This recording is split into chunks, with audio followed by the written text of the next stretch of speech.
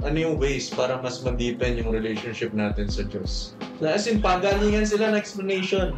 Hindi na natin malaman kung sino ba yung tama sa kanila. Or baka may tama. May kasamaan. It's a sign of support din dun sa oppressor eh. Like yung... Oppressor? Ano yung oppressor? Kasi hindi naman natin alam yung ano nangyari, ano sa buhay niya. So, ano talaga yung pinagdaanan niya. Ano pinagdaanan niya.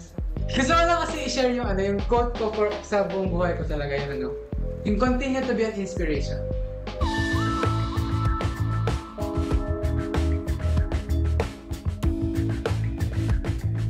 Good evening, brothers and sisters. Welcome ulit dito sa Life Talks. Ako pala ulit si Brother Tyron. Ako din si Brother Leay. Ako si Brother Spencer. At ito ang Life Talk! So muli, nagbabalik kami mga kapatid. At ngayon, marami ulit tayong mapapag-usapan ngayong gabi. At meron pala kaming dalawang kasama ngayon dito sa video. Pakilala muna natin si Brother... Ako si Brother Michael. Yon, maraming salamat sa inyong presensya ngayon mga kapatid. Pero bago tayo magpatuloy, pwede ka bang magpakilala Brother Wayne sa ating mga viewers? Kasi sa previous episode nakapagpakilala na si Brother Michael sa ating viewers. Hindi mo siya nakapagpakilala? Yun yung naputol eh. Vision mo eh. My name is Wayne Davis II and 21 years old. And ako yung mga kasama din nila sa past. And ngayon magbabalik sa inyo. Yan, bali, habang mag-usap tayo ngayong gabi, Brother Michael and Brother Wayne, before tayo mag-start dun sa ating topic, gusto mo namin kamustahin yung bawat isa muna. Kamusta yung experience ng bawat isa sa dumaan na Easter week or yung Holy Week na tinatawag? Ano yung mga ginawa ninyo? Actually, kasi kami sa ward namin, nagkaroon kasi kami ng YSA camp. So, Nice. ginanap namin sa Cavite.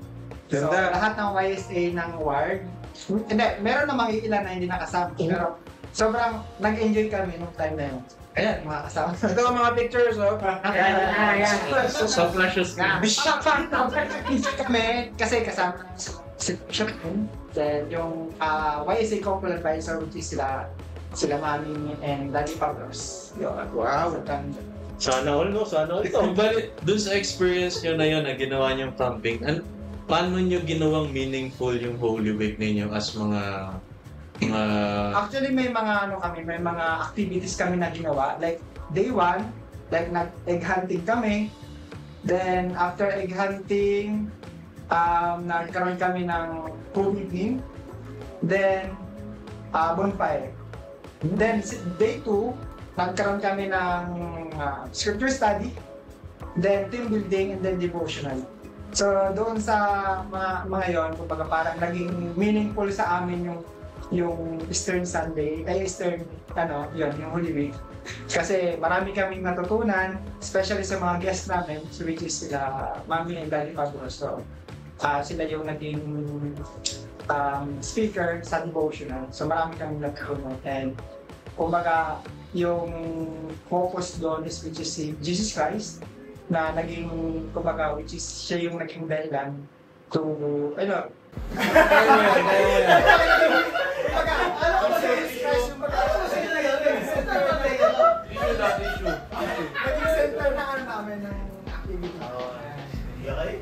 Paano ko yung Brother Michael? Pero maraming salamat sa mga naibahagi mo, Brother Michael. How about you, Brother Wayne?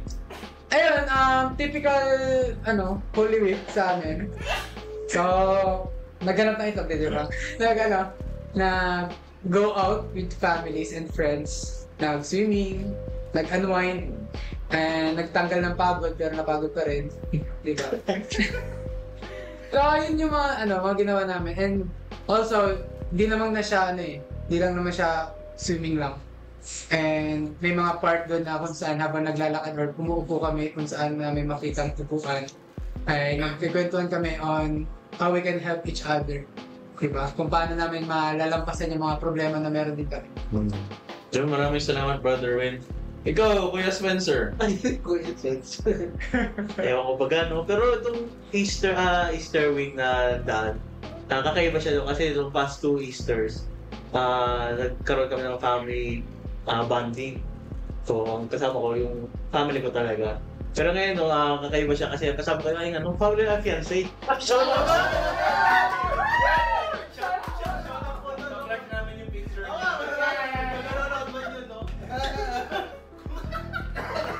kakaiba siya, no? Kasi ang kasama ko is yung future, wife ko, diba? Hindi mo, gagawa tayo ng pamilya natin. Pero yan, na-enjoy ko siya. Na-enjoy ko yung bonding na meron kami during those times. And, ayun nga, parang normally, parang yung mga previous pa Easter, parang wala talaga siya eh. Wala siyang, hindi siya special para sa akin. Parang, as a student, wala lang siyang pasok. Gano'n lang siya, no? Pero mas nagiging meaningful siya, kasama natin yung mga mahal natin sa buhay. Mas feel natin na itong Easter is para makasama natin ating pamilya para maalala din natin sense of wisdom.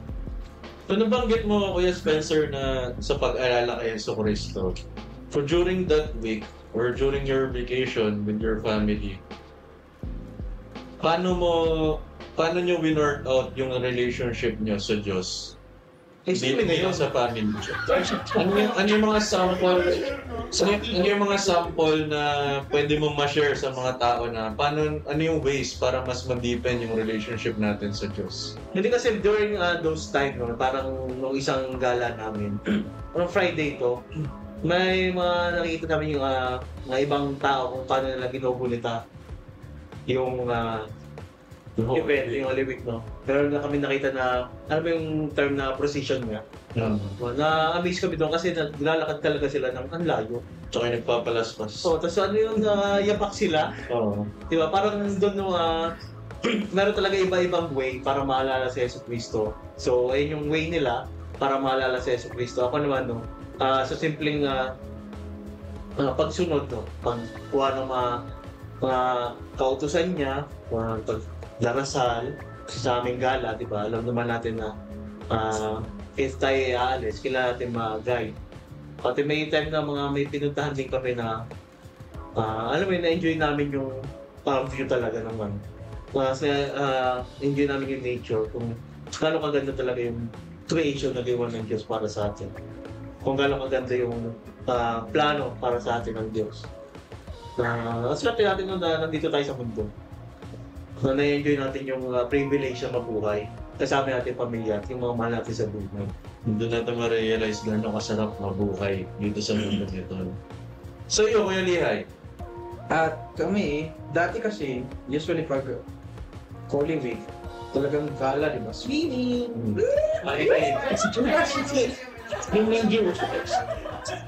Pero this year, palusot lang, no? Pero wala talaga kaming pera. Pero this year, sa bahay lang kami. Ang ginawa namin ni Sister Cindy, yung way namin para mas maging closer kay Jesus Christ, yung whole week, puro about sa buhay niya. So yung videos na pinapanood namin, life ni Jesus Christ, yung binabasa namin na scriptures about it sa kanya.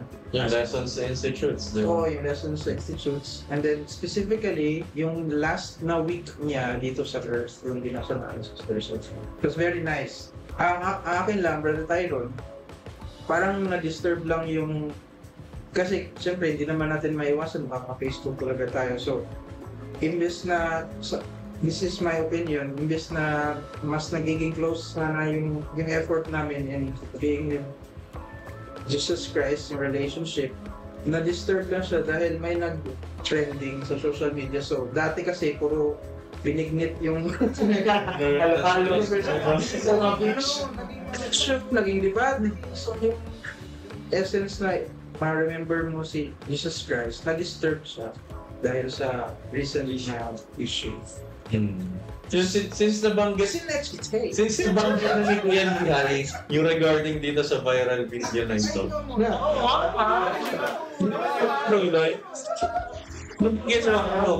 Kung wala akong ginawa. Pero yun, yung during that Holy Week, mas nag-focus ako sa sariling growth. Kung karamihan about sa family, kasi medyo busy, iwa-iwalay kami. Yung isang brother, nasa Bulacan, yung isa nag-work. So, more on parang kami lang ng parents ko sa bahay. Pero yun, parang lagi naman kami nagbabanding, hindi na nawala yun eh. Pero yun, parang nag-focus ako doon sa mga sinesend nila Sister Cindy and Brother Lihay na mga topics sa institute. So yun yung pinag-aaralan ko. And I'm happy na nabalik ko yung ganun na hobby ngayong panahon na magpatuloy sa pag-seek ng more understanding sa teaching si Jesus Christ. Pero yun, mag-jump tayo dun sa main topic natin ngayong episode mo. Which is ito yung episode namin na tinatawag na Heal Together. Heal together. Or sabay-sabay tayo na mag-heal as mga tao. So, pero during this week, no, parang medyo worried ako sa nangyayari sa kalibutan ngayon. Or sa mundo kaya. Napamisaya ako sa kalibutan. Kailangan mo lang Kasi, parang na-realize ko, gaano katalino yung opposite ng Diyos, yung devil or si Satan. Gaano siya katalino na paano niya agad na divert yung focus nating mga tao dito sa mundo. Nakakatapos lang ng Holy Week, biglang na-divert agad sa ayokong sabihin na contention, pero yun yung nangyayari sa social media. Like, ang daming lumalabas na different opinions dahil dito sa taong ito na may pinost siya na video and nag-viral talaga siya worldwide. Yung mga foreigners na nagko-comments and many Filipinos din na sumali din sa comment section. Na as in, pagalingan sila ng explanation. Hindi na natin malaman kung sino ba yung tama sa kanila. Or baka may tama. May kasamaan. Well, this episode, mga sa viewers, tatalakayin namin itong viral video na ito. Na gusto namin i-share yung opinions namin and insights na kung ano ba yung best way, yung sa tingin namin na best way to handle this kind of issues or ano bang mas better term? Or yun, basta issue sa social media. Handle it in the Savior's way. Oo, yun.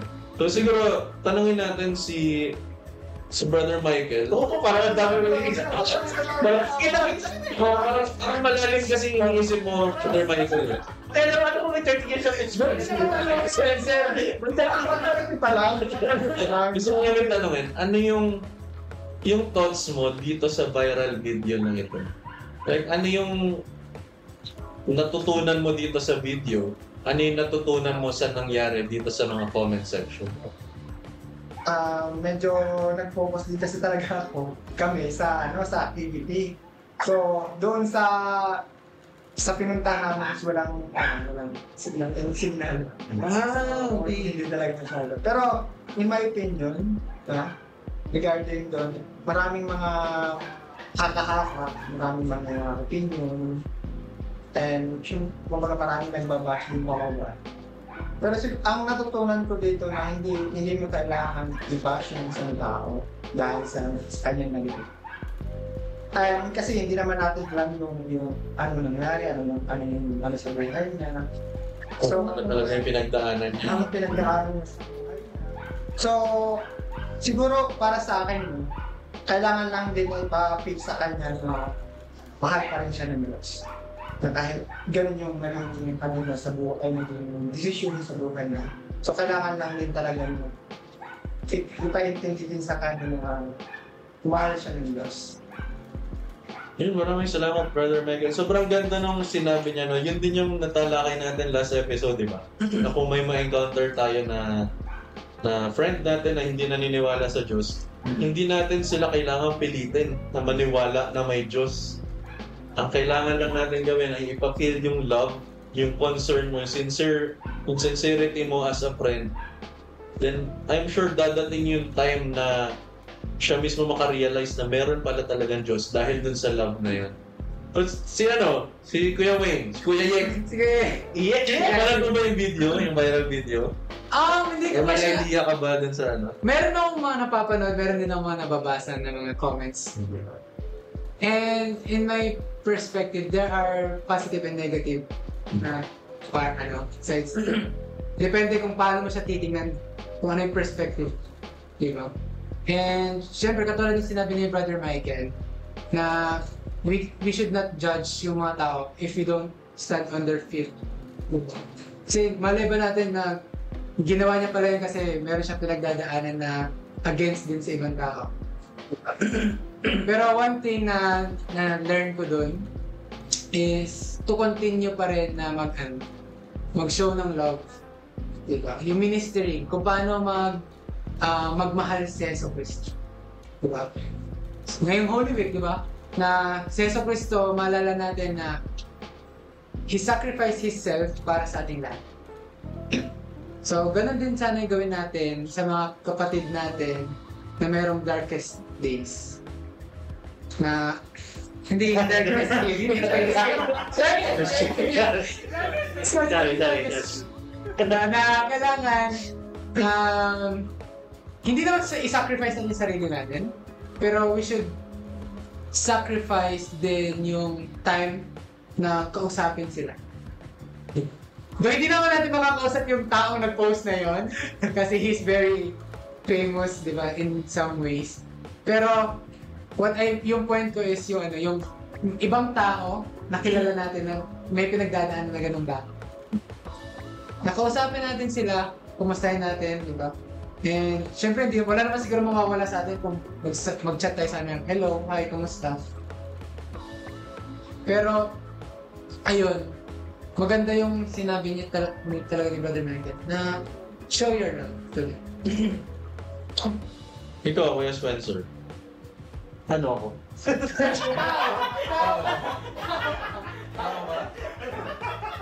Hindi. Ano kasi, di ba? Ano naman natin na tayo, iba-ibang opinions natin regarding to sa bayaran ng post. And alam din natin na kahit sino, no, meron tayong iba-ibang way na how to react. And ako, nag-react ako sa pamamagitan ng nag-post. Hindi ako nag-share, hindi ako nag-comment. Kasi wala ayun yung ayun yung isa sa way na para may paramdam mo na may time kasi na hindi naman kailangan yung opinions natin, no? Someone just wanted to be heard. But it's just necessarily na kailangan natin mag-comment regarding sa kung anong pinagdadaanan nila. So as a simple way para matulungan natin sila is they should pray for them. Ito sa simple way na para ipakita yung pagmamahal natin sa isang tao. And then yung natutunan ko din na nag-viral nga yung post, parang doon lang naging aware yung ibang tao na may ganung nangyayari. And that's a realization din sa akin na pagiging aware din sa mga nakakasalamuha ko, no? Si Brother tayo, may din na. Si Brother mo, hindi din na. Anong spoiler? Baka Parang banana sa isipan nito. Hindi natin alam kung ano yung pinagdadaanan ng bawat isa. So, may time na yun yung realization ko na we need to be aware sa paligid natin. Kahit pa lagi natin nakakasama yung isang tao, di natin sure na kung ano talaga yung na-feel nila, kung ano ba yung talagang thoughts nila regarding sa isang bagay. Maraming salamat, Kuya Spencer. Kuya Lihay. From this story, we can actually learn a lot of things. Tama yung mga sinabi nila, they have no position na sabi na ito mali, ito tama, but we can learn from this. In kasing taong yun, I think the reason why he really left is the treatment na tanggap niya after coming out as bisexual or gay. And then he shared, may nabasa akong article before, na marami na daw siyang times na nagpa-interview sa leaders niya. To which ang interviews daw, kung if I'm quoting him right, hindi daw na-address yung talagang issue niya. Para sa akin, we can learn from this. So if we become leaders, kasi magiging leaders man tayo in the future, when we grow up, we should handle things properly. Like, kailangan natin i-understand talaga yung tao. Savior's way. Yung binabato kasi sa kanya, kailangan mo lang ng babae? Mukha ba? Parang, yung exact line hanapin ko yung article pero yung exact line sa memory ko is, maybe you just need a great gal for you. Parang a great woman para sa iyo. Yun yung sinasuggest. Pangalawa is the video, although he is expressing himself kasi, but the effect of that video, yung pag-express niya, has caused many members to I'm not saying to lose their testimony, pero parang yung image sa church, medyo na-tarnish siya eh. And then third, para sa akin, it has caused a lot of members within the church na mag-contend. Kasi iba-iba yung feelings. Although, we are not judging him kasi meron siyang feelings, but we are judging the consequence dahil doon. So, you know. Sobrang sa nangyaring yan, like sa experience ko habang binabasa ko yung comment section dun sa viral video, tsaka yung mga shared posts ng mga Facebook friends natin, sobrang dami ko rin natutunan dito sa problem na ito or sa event na ito nangyari sa social media. Like una, yung part na paano natin i-handle ang isang problema. Like, how we react kung may persecution na nangyari sa'yo or sa belief mo, paano ka magre-react in the Savior's way. Ngayon, hindi ko sasagutin kung ano yung Savior's way. Hindi ko sasabihin kung na ito yung tama. I want to ask the viewers and everyone in Showcast na kung alam nyo sa sarili nyo na before kayo mag-react ay ito ay yung kagustuhan ng Diyos, then maybe that's right. Kayo lang yung makakasagot niyan sa sarili nyo. Kung naisip nyo before nyo i-comment or before nyo i-post yung content na yan, na-receive nyo na ito ay yung kagustuhan ng Diyos, then I will not judge you kasi wala akong karapatan to judge anyone. So like dito sa public figure na ito, sa singer na ito na nag-post, I will not judge him kung yun yung way na pinost niya. Oo, mali. We're not saying na we support him. Mali yung ginawa niya. Pero we will not criticize him. We will not persecute him. Hindi namin siya babatuhin ng bato dahil dun sa ginawa niyang mali. Tinapay lang. Joke lang. So, yung isang natutunan ko naman dito, yun nga, sa paano tayo mag-react dun sa nangyari sa video. Nung una, marami din akong question na, ano ba yan? Bakit niya ginamit yung belief niya before to promote his song? Yun yung mga questions sa utak ko noon. Pero, dahil dun sa Holy Week, dahil na nangyari siya sa previous week, kumbaga nagkaroon tayo ng yung stuck na feeling ng spirituality na nandun pa rin yung about sa teaching si Jesus Christ na na-remember pa rin natin. Dahil doon, napigilan ko or siguro na guide ako ng spirit na before mag-post ay pag-isipan ko ano ba yung sasabihin ko or pag-isipan ko on how I will correct this situation. Kasi I know, brothers and sisters, I believe na ang pananahimik ay isang part din ng ng medyo mali din siya ang Pagkonsente? Parang hindi Yung silent. Kasi pag okay lang, tama lang. Pag kasi minsan na may na-witness na tayong wickedness, di ba? Then nanahimik tayo. Parang pinabayaan lang natin na nangyayari yung evil works. Ngayon, so yun, accountable. yes, accountable tayo dun kasi na-witness na natin na may mali, na may nag-persecute sa belief. Alam natin na mali. We need to correct that. Ang additional ko lang doon, in the Savior's way. I admire pa rin yung katapangan or yung kung paano naging brave yung mga tao sa comment section or yung mga members na gusto nilang i-correct yung post na yun, yung viral post. Like, sobrang nabilib ako na paano nila i-correct yung doctrine, yung teachings. Pero, yung iniisip ko doon, sana ganun din sila katapang to correct yung mali na nangyayari sa environment nila, no? Siguro may double standard. Oo, kasi yun yung nakakatawa sa nangyayari sa tao. Like, pag sikat na tao, grabe tayo mang-bash, grabe tayo mag-correct sa kanila. Pero pag yung nasa paligid natin, hindi natin sila makorek. Bakit? Kasi, bakit hindi nila magawa? Kasi natatakot sila na sila yung mabash. So yun yung parang nakakatawa sa ibang tao. Ngayon, yun nga yung nabasa ko, nag-viral din na post. Sabi doon, bakit pag si ganito, si senior, we support or intindihin natin yung pinagdadaanan niya. Pero bakit sila ng mga normal na tao, na-judge agad, nasasabihin agad na return missionary ka pa naman. RM ka ba naman? RM ka pa naman. Yung mga ganun na wordings. Which is, tama siya brothers and sisters eh. Nakakatawang makita yung mga ganun na klaseng tao sa mundo na grabe silang mag-correct sa ibang tao or pag ganun biglang kampi lang, support lang. Pero pag yung kakilala nila na normal na tao, grabe silang mag-judge. So sana kung marinig ninyo to, sana ma-realize natin sa sarili natin na kung wala tayong magandang sasabihin, doon tayo manahimik. Shut up na lang. Then kung dumating sa point na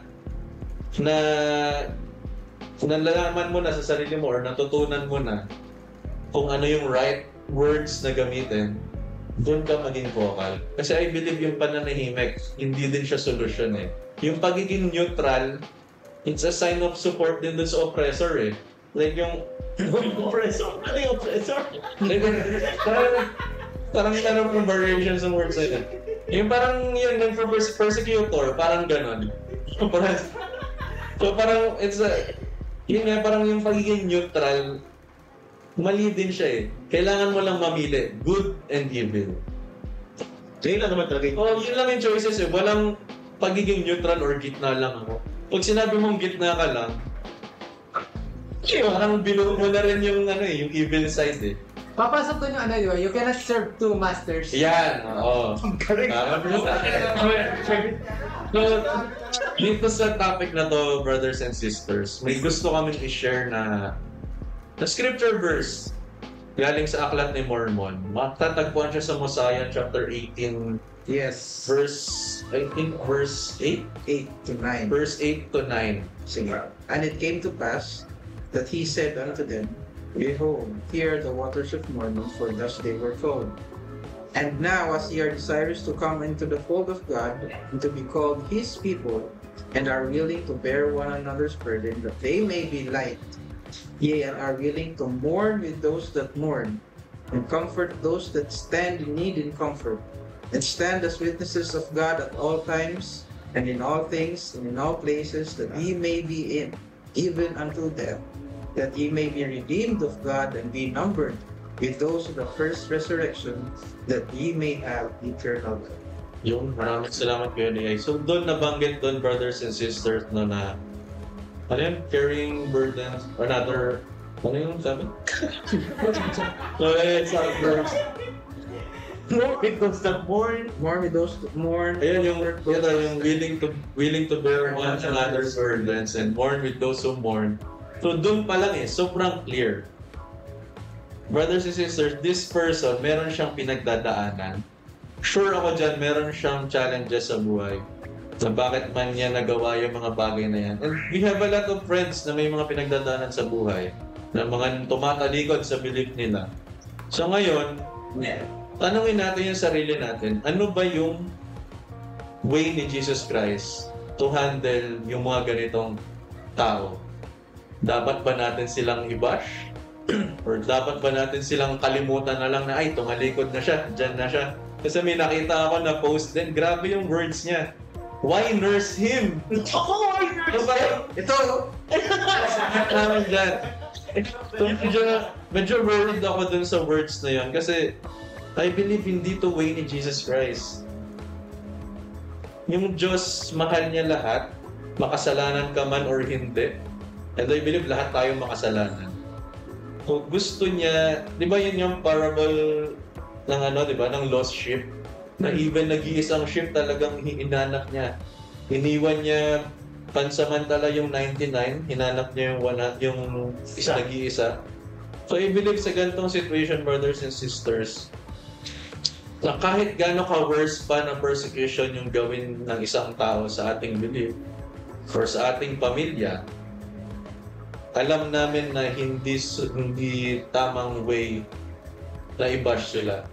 Maraming tao ang nangbabash sa atin, sa family natin, sa religion natin, pero never tayong nakipag-debate about dyan, di ba? Never natin silang pinatulan. Siguro may mga tao na pumapatol, maybe it's part of their weakness. Napoprovoke sila. Napoprovoke sila, na-trigger sila. Hindi namin sila i-judge.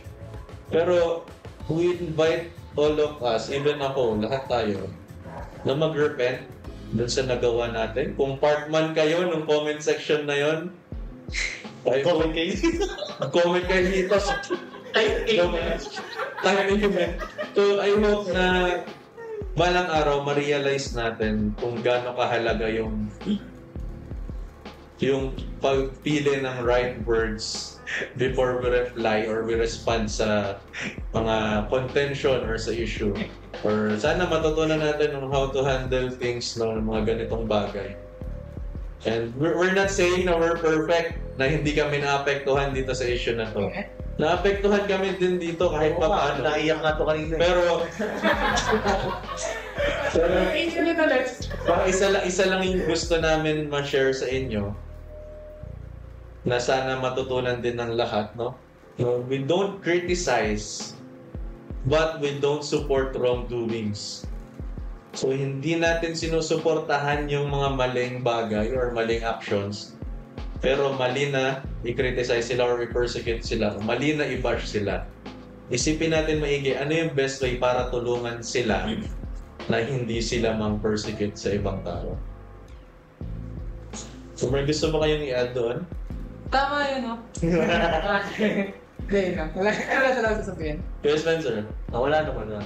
Parang, ano naman yung thought, no, na gusto nyo parating sa mga people na parang nadala lang ng emosyon nun. Yan yung tinatawag na natural man eh. Na nung nakita nila, nag-post agad sila without parang thinking twice. Ngayon, parang we need to evaluate ourselves din how to control our emotions, no? Para, alam naman natin, no, kung may na-post na, kahit i-delete natin yan, kung sino nakabasa, tatak na yun sa kanila. So ito yung parang reminder for us na tamang paggamit ng social media, tamang paggamit ng ating parang opinions, tamang pag-share ng ating mga nalalaman sa ibang tao. Kasi it will affect talaga big time. Once na nabasa, na-post na natin yun, kung nakakita, kahit i-delete ko pa yan, yun na rin. Nabasa rin mo. Kasi di ba yung way na nag-comment sila, parang pinatunayan nila dun sa tao na tama yung decision niya niyang umalis. Yeah. Kasi yung way they treat him, dun na yung magiging next na concern yun. Really, Tama, kasi di ba pag, if ever, kahit sa church natin, di ba, pag may nag-i-inactive or may nag-choose na hindi na magsimba, hindi naman natin sinasabi na, wala ka na dyan! Why nurse that guy? Ekis. Diba, visit pa rin natin, nag-effort pa rin tayo na makikonnect sa kanya, make him feel, kahit nga yung yung ministering, di ba, na style na, kahit nga hindi mo nabanggitin ng simbahan eh.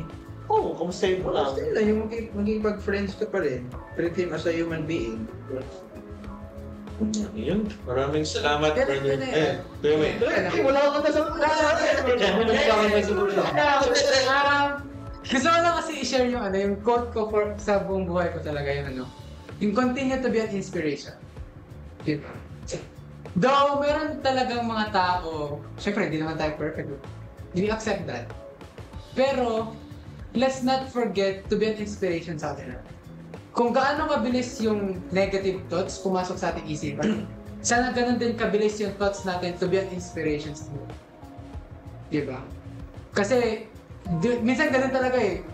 Siguro nasa natin yung lahat na if merong negative or isang bagay na kabash-bash or negative talaga, ang bilis natin mag-isip ng sasabihin, well, ganyan, huwag nyo lang ganyan. Pero kapag meron siya mabuting ginawa, anong ginagawa natin? Wala, di naalala. Di ba? Wala tayong honey ko. Di ba? Tamang react lang ng di ba?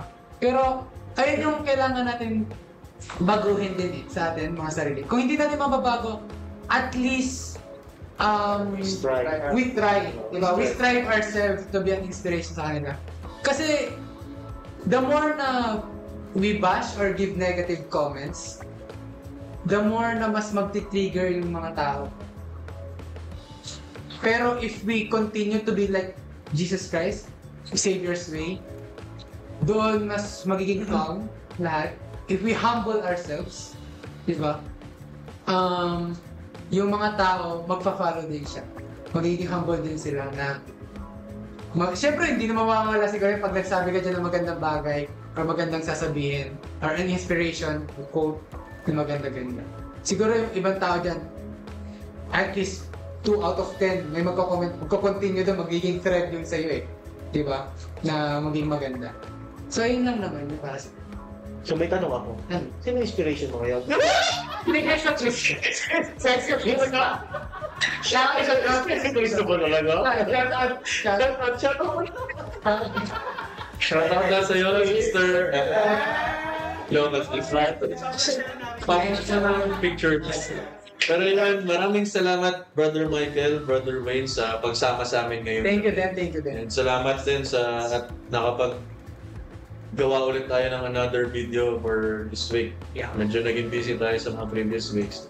And ngayon lang, in closing, gusto lang namin ipaalala ulit brothers and sisters ang gaano namin kayo kamahal. Let's heal together. Alam namin ang bawat isa ay may pinagdadaanan. And sana magtulungan tayong lahat. Hindi lang yung pipiliin natin, yung mga tao na tutulungan natin. Hindi lang yung mga sikat ang ating susuportahan. O sana yung mga katabi nyo, supportahan din. So, ano? Kasi naman yung inspiration mo na yan. Mystery nga sir. Yung tamang ministry. We know na yung Diyos, marami siyang ways na ibibigay sa atin para mag-heal. And sana isipin din natin na paano tayo magiging instrument niya to help someone na makabalik sa covenant path. And isipin natin paano tayo makakatulong sa mga tao in Savior's way. Yes. Yun palagi yung ating isipin. Kung ito ba ay way ng good or way ng evil. And yun. Maraming salamat ulit sa lahat. At ako pala ulit si Brother Tyron. Ako si Brother Spencer. Hanggang sa muli! I'm a broke young brother in the mix. I grew up middle class round the ridge. Adapting was the only situation. Made me lose track of who I is. My deepest fears are the ones I'm here to face. I need my flowers, I'ma add them to the vase. Way more women that a brother wanna chase. I stay patient, I know it's not a... I'm a broke young brother in the mix. I grew up middle class round the ridge.